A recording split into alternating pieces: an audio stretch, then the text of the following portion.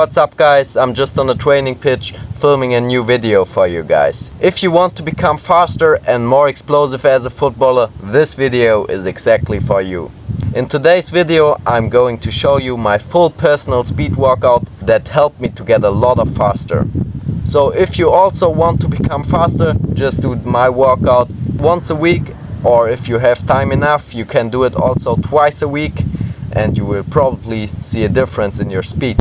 As in every training, we starting the speed session with a good warm-up. It starts off very similar to my regular warm-up for every technical session, but I start to incorporate a few exercises that are focusing on activating the areas around the hip flexors, hamstrings, glutes, abductors, because these are all involved when you're sprinting or changing direction. So most of the exercises so far in this warm-up, just like usual, to begin with at low intensity, to getting some blood flow around the body, and this is one of my favorite and most effective stretches. It works many parts at once, and above all the hips are perfectly warmed up and prepared for the load.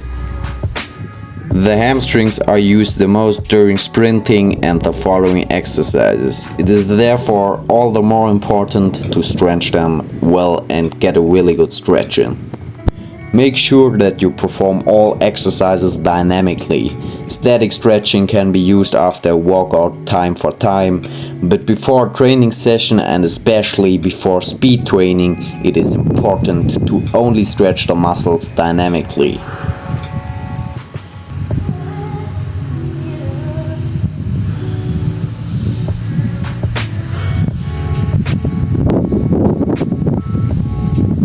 The 90-90s is also a very good exercise for the hips. Make sure you do these exercises before speed training to open up your hips probably. This is also very important for fast sprinting because the hip flexors should be flexible. At the end of my warm-up, I always use the resistance band for 1 or 2 exercises. If you don't have one at home, just leave it out, it's not a problem either. So now that we're thoroughly warmed up, we're going to move into some fast footwork exercise with the coordination ladder. These are great for switching on those fast twitch muscle fibers, which are going to make you a lot more twitchy off the mark if you can move your feet quickly.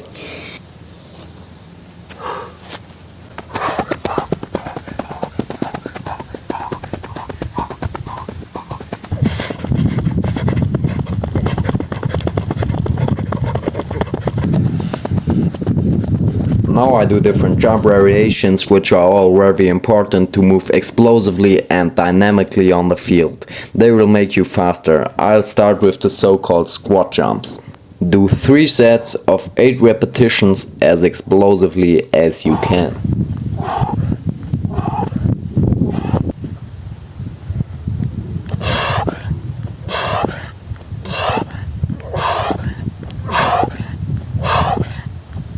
The next exercise I do is gator jumps. This exercise is performed with one leg. In other words, you jump off explosively with one leg and then control yourself with your other leg, all while staying in control of the movement and jumping and landing with control. And here again you can do 3 sets of 8 repetitions. The last jumps are normal long jumps. Jump as far as you can. Explosive, and with every jump it is important to pull your arms with you to jump with maximum power. We've worked now extensively on our explosiveness. Now it's important to put it into practice. I'll start here with a kickoff and change of direction exercise that is perfect for football players, as you have to make a lot of changes of direction and short dynamic sprints during the game.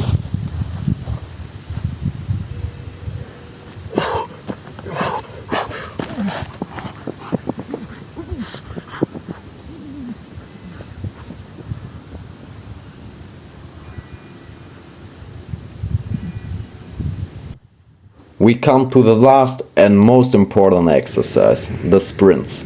Do a classic 50 to 80 meter sprint in which you give 100%. It is important to pay attention to your execution and technique during sprint training.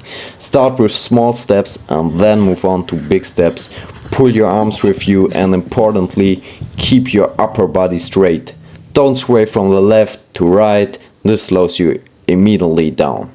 Also very important is, don't do the sprints one right after the other. Take a 5-minute break between each sprint, otherwise you'll be training your stamina and you won't get any faster. I sometimes take a ball and juggle loosely during the break.